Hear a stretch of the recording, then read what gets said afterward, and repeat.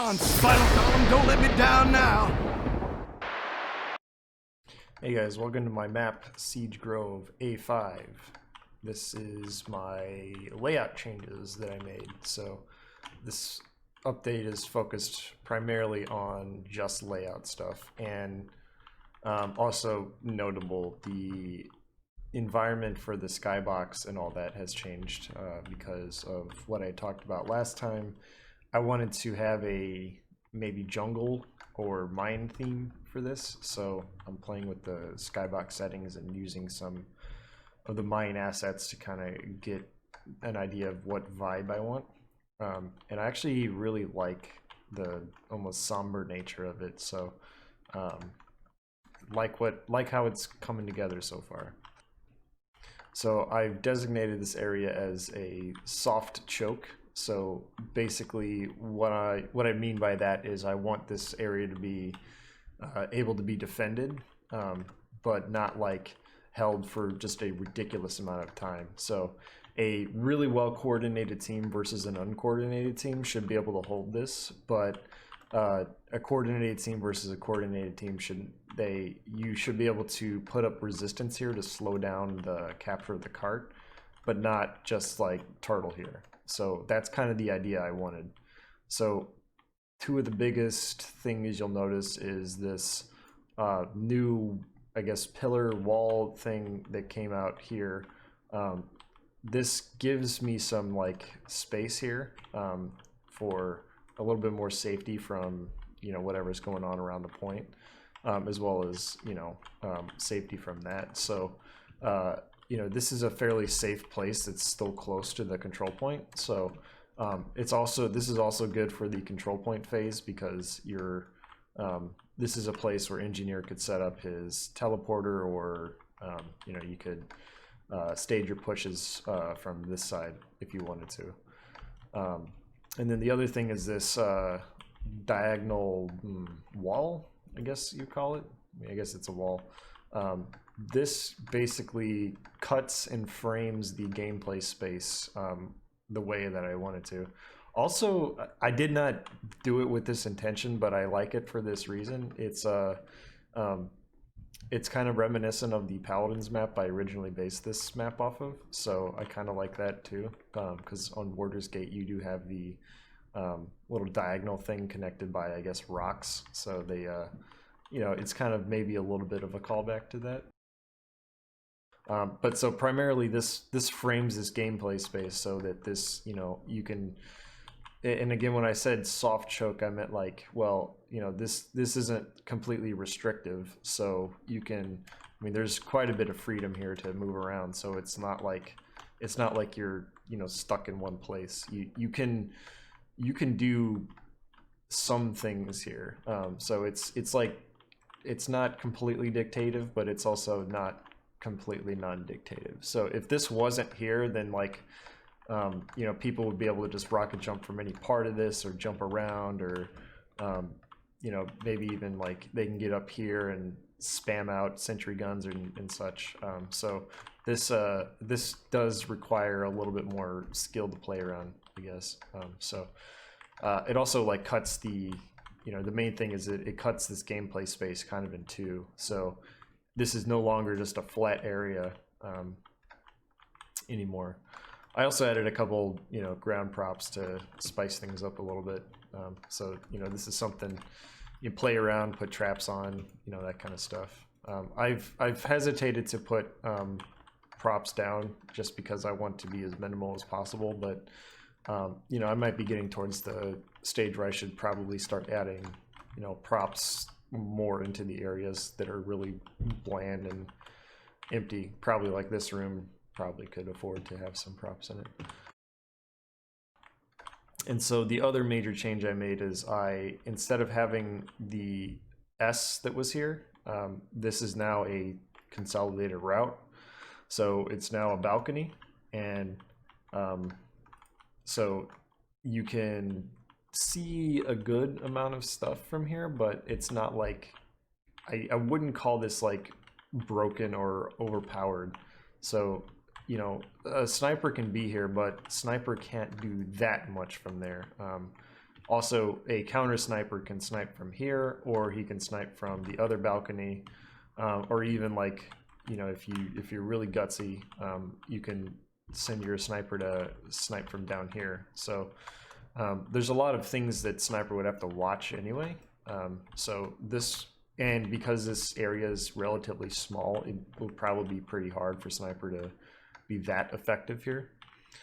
One of the biggest issues I had with creating this space was the fact that I needed to make sure that you couldn't see the spawn door from over here. So the first attempt I made at making this space, I had this wall like way further over here, and this doorway, the balcony doorway, was also further this direction. And the problem was you could see the spawn door from basically back here, which is obviously not good for, you know, sniper reasons and also for map optimization reasons. So what I did is I pushed this wall here further back because it used to line up to right there.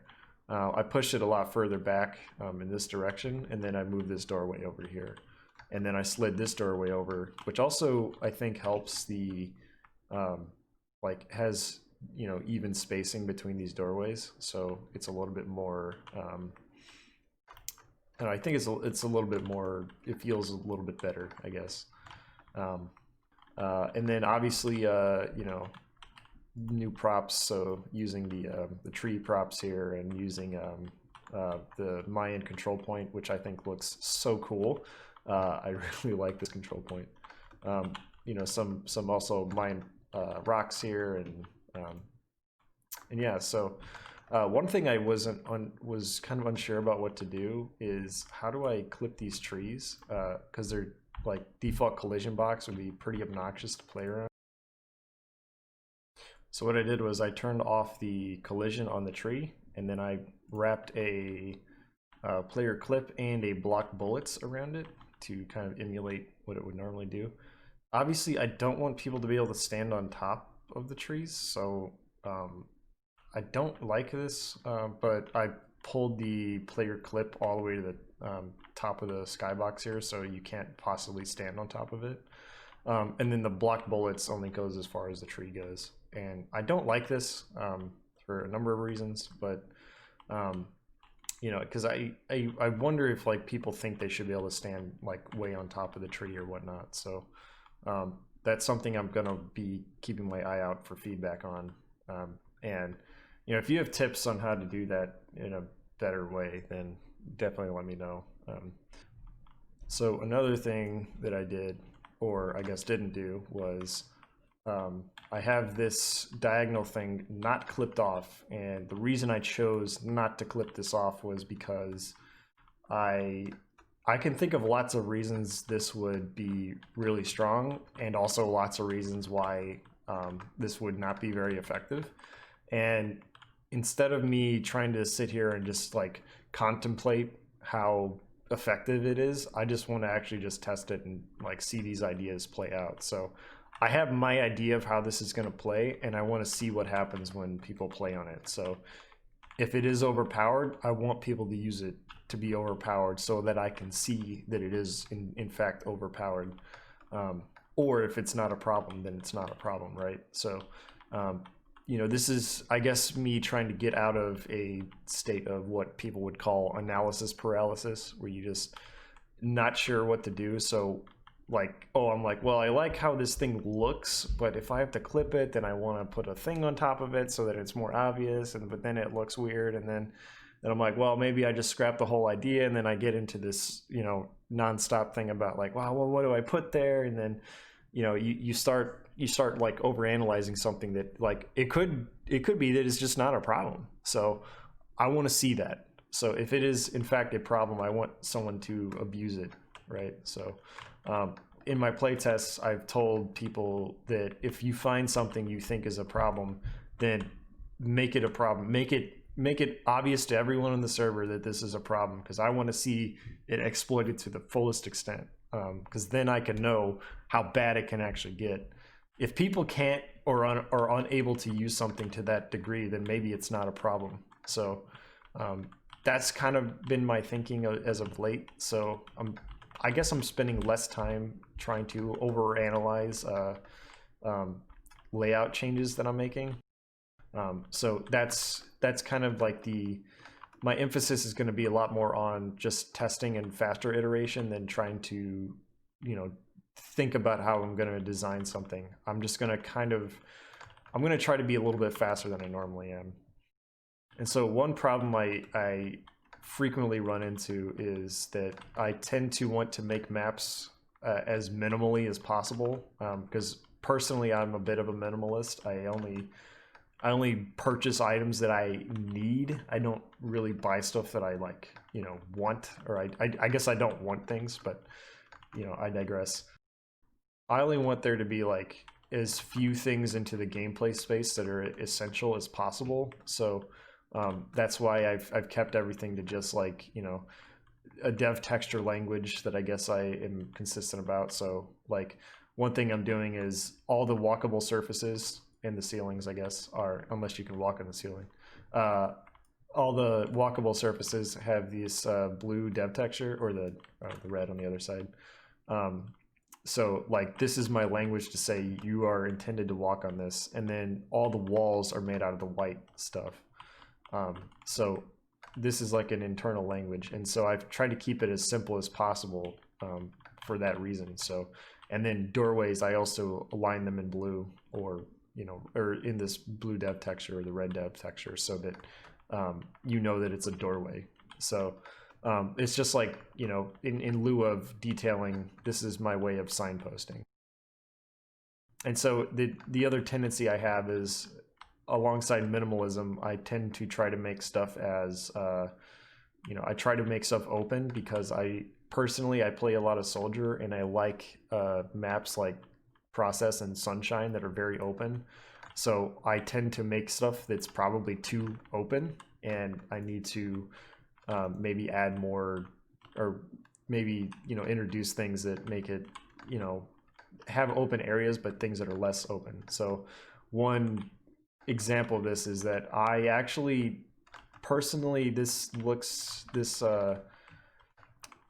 diagonal thing feels like visually cluttered, and I'm trying it out because I'm trying to challenge my my own sense of I want this to be open, but and I want there to be like minimal visual clutter, but adding in a little like this isn't even that bad. I mean, I've certainly seen a lot worse than that. So but for me, I'm like, but it could be so open, and I'm like, well, maybe I'm just being too I'm trying to be too minimal with it. So this is a bit of a a bit of an experiment, but also I'm trying to challenge my own what I've recognized to be my own biases in how I do my map design. So we'll see if people like it. If everyone says the same stuff that I'm saying, then like, oh well,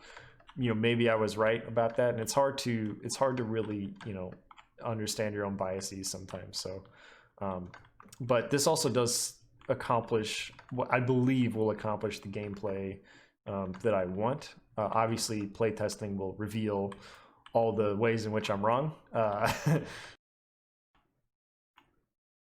was also thinking that I would have this back balcony door be a door that opens when the control point is capped. So like the idea is that this door could be used by the team who's pushing into the last area to like get in and not have this choke be so choky. So the idea would be like this door opens and this area is a lot less choky for pushing into the last area. So I like that idea, except for I realized that you could sticky jump from spawn into that doorway, and then that gives you the option of either the balcony area, or you can come over here to the health pack and grab that. So I could see this being used in like a competitive context.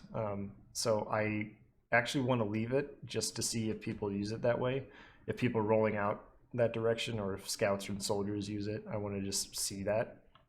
So this doorway was actually in the last version, as well as the lower doorway that was play tested, and I figured that people would have an issue with the sightline here to the spawn door, but this wasn't actually a problem. So again, this is a situation where I want to see people abuse it for me to know whether or not I actually have to change something.